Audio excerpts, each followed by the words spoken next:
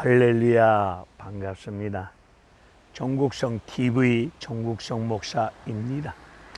저 뒤에 보이시는 저분은 변사또입니다. 변사또에게 주어진 권력을 가지고 춘향이 성폭행하려고 권력을 잘못 사용하였던 변사또에 관한 이야기 잘 알고 계시지요. 서울시장 이번 사건, 이번 문제를 접하면서 저는 성경 안에서 지도자란 무엇일까? 어떤 분이 지도자가 될 수 있을까? 지도자는 어떤 덕목을 갖춰야 될까? 이런저런 생각을 많이 해보았습니다. 박원순 서울시장의 안타까운 이 사건, 실망을 느끼면서 한편으론 분노도 끌어오릅니다.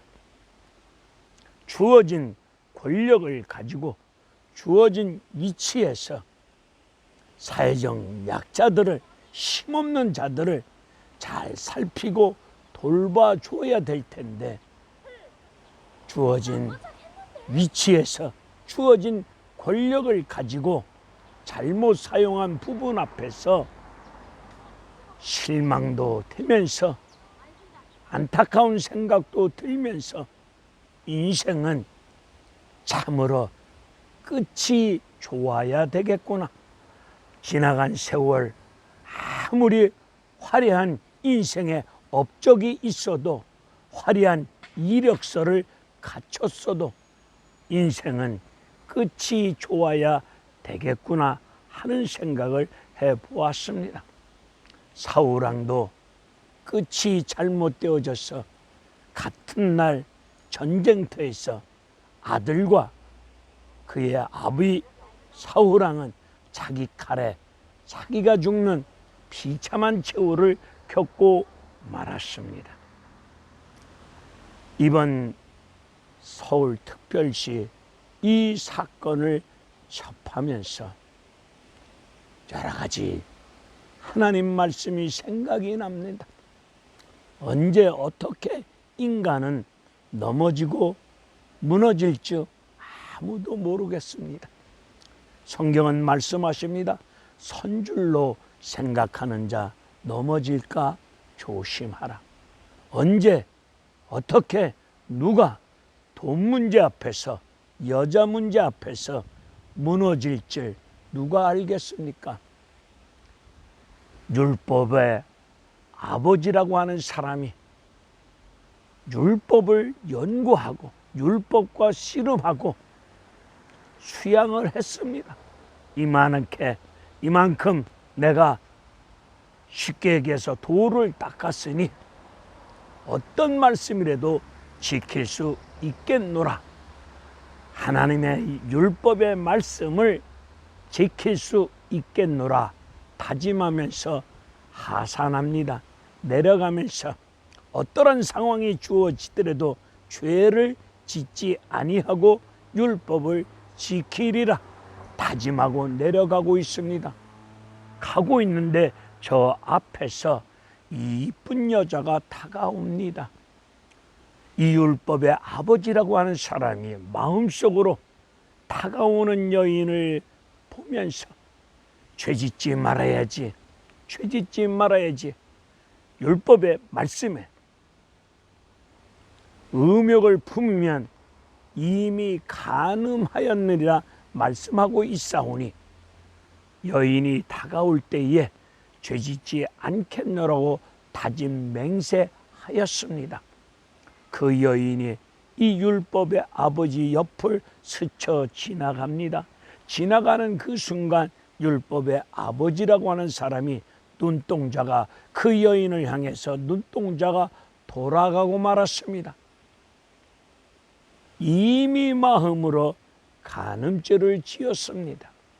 그때 율법의 학자는 깨닫기를 내 힘으로, 내 다짐으로, 내 맹세로 되지 않는구나 깊이 깨달음을 가져보았다는 이야기가 있습니다.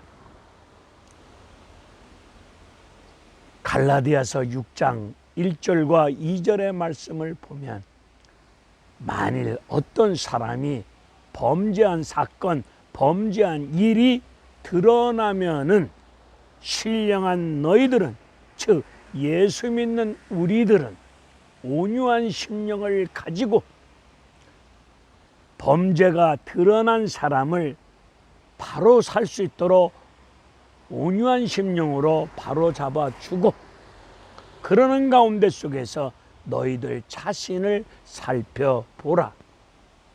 왜 우리의 자신을 살펴봐야 됩니까? 우리도 언제 어떻게 돈 문제, 여자 문제 앞에서 쓰러지고 무너질 줄 누가 알겠습니까?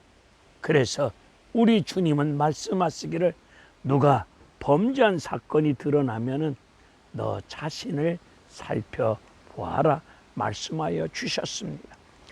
서울특별시장 이 사건을 바라보면서 예수 그리스도를 믿는 나와 여러분들은, 우리 주변의 많은 사람들이 범죄한 일이 드러나면은 예수 그리스도의 마음을 가지시고 그런 분들이 바로 살 수 있도록 온전히 잡아주시고 일으켜주시는 역할을 감당하시는 가운데, 그런 가운데 속에서 우리의 인생을 살펴보셔야 됩니다.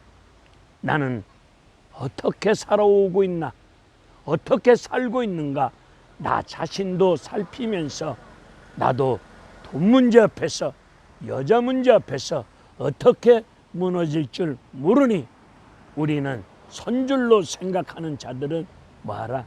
넘어질까 조심하여야 될 줄로 믿습니다. 성경 창세기 39장에 나오는 요셉이를 봅시다. 요셉이 보디발 집에 노예로 팔려 들어갔습니다. 그 집 아내가 날마다 하루도 빼놓지 아니하고 날마다 허연 허벅지 살을 드러내놓고 17살 피가 끓고 있는, 돌도 먹으면 소화해낼 수 있는 피 끓는 청년 요셉이를 유혹합니다. 육체적으로 유혹을 합니다. 이때 요셉이 하나님 앞에서, 하나님이 지금 나를 내려다보고 계실 텐데 내 어찌 하나님 앞에서 죄를 지을 수 있겠노라. 그 유혹을 뿌리치고 도망 나갑니다. 그런 유혹 앞에서 인간을, 그 자리를 벗어날 수 있는 길은 뿌리치고 도망가는 길, 그 자리를 피하는 길 외에는 방법이 없습니다. 죄에 앉으려고 뿌리쳤던 요셉이는 감옥에 갇히는 비참한 고통을 겪습니다. 다윗을 보십시다. 다윗은 옥상에서 내려다볼 때에 목욕하고 있는 여인을 쳐다보다가 음욕이 들어와서 밧세바 이 여인을 간통하고 맙니다. 그리고 그의 남편을, 자기의 죄가 드러날까봐 염려 속에 있던 다윗은 밧세바 남편을 전쟁터 최전방으로 내보냅니다. 전쟁터에서 싸우다가 자연스럽게 죽도록 만들기 위해서 전쟁터에 내보낸 다윗, 그의 남편은 전쟁터에서 죽습니다. 이 사건 아무도 모르는 줄 알고 있었겠지만은 하나님은 알고 계셨기에 나단 선지자를 통해서 다윗의 죄를 지적합니다. 이 다윗의 죄를 지적받은 다윗은 아얏소리 하지 못하고 침상을 띄울 정도로 눈물로 통에 자복 회개했습니다. 설령 여인을 범하는 죄를 지었을 때, 하나님으로부터 죄를 지적받았을 때, 범죄가 드러났을 때 다윗처럼 회개하는 역사가 임하여야 될 텐데 회개하지 아니하고 나 하나 죽으면 끝나겠지, 묻히겠지, 이런 어리석은 행동이 참으로 안타깝습니다. 우리 살면서 이런저런 죄를 지을 수밖에 없는 죄인입니다. 죄를 지적받았을 때에 우리 모두 변명하지 말고 딴소리하지 말고 하나님 앞에서 죄를 눈물로 자복하고 회개하는 이런 역사가 임하셔야 될 줄로 믿습니다. 근본 이런 사건들을 대하면서 이 세상은 답이 없구나, 죄가 뭔지도 모르고 죄를 밥 먹듯이 물 마시듯이 죄를 짓고 있으면서도 불구하고 죄를 깨닫지 못하고 있는, 감각이 없는 이런 아픈 시대 앞에 있습니다. 무도도, 도덕과 윤리가 없는 이런 시대에 살고 있습니다. 우리 대한민국 하나님의 은혜 가운데 먹고 살만한 시대가 되지 않았습니까? 인간들은 배부르고 등 따시고 돈 있고 시간이 남아도니까 죄 짓는 생각만 하고 죄만 짓고 있습니다. 특별히 이 시대 배운 사람들이, 가진 사람들이, 권력을 쥐고 있는 사람들이 음란죄, 간음죄, 돈에 대한 죄, 이런저런 죄를 많이 짓고 있는 시대 앞에서 예수 믿는 나와 여러분들은 오늘 우리의 생활이 족한 은혜인 줄 아시고 예수 그리스도 마음을 품으시고 이 시대 앞에서 깨끗한 믿음의 삶을 살아갔으면 합니다. 성경적인 믿음의 삶을 살아갔으면 좋겠습니다. 우리 모두 하나님 은혜 앞에 감사하는 가운데 예수 안 믿는 사람들이 보실 때 정말 성경적인 삶을 살아가고 있는 저 그리스도인이라는 소리를 들을 수 있는, 그리하여 하나님 앞에 영광 돌릴 수 있는 그런 믿음의 삶이 되셨으면 합니다. 이번 사건을 접하면서 참으로 생각이 많아졌습니다. 우리 모두 하나님 앞에서 깨끗한 삶이 되어질 수 있도록 늘 삶과 나 자신을 살피면서, 그리고 늘 말씀 앞에 순종할 수 있는 성령의 능력을 덧입어야 될 줄로 믿습니다.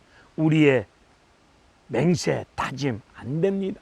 우리의 속사람이 성령 충만함으로 이 우리의 속사람이 강건해질 때에 시대 앞에서 깨끗한 믿음의 삶이 될 줄로 믿사오니 늘 신앙생활 중에 기도하시는 가운데 모두가 성령의 충만한 능력을 덧입어서 여러분의 심령이 성령의 능력에 힘입어서 강건한 가운데 속에서 어떤 유혹도 주님의 이름으로 믿음으로 물리치고 세상의 유혹을 믿음으로 이기고 물리치시고 항상 승리하여 영광 돌리는 여러분의 믿음의 삶이 되시기를 원합니다. 할렐루야, 감사합니다.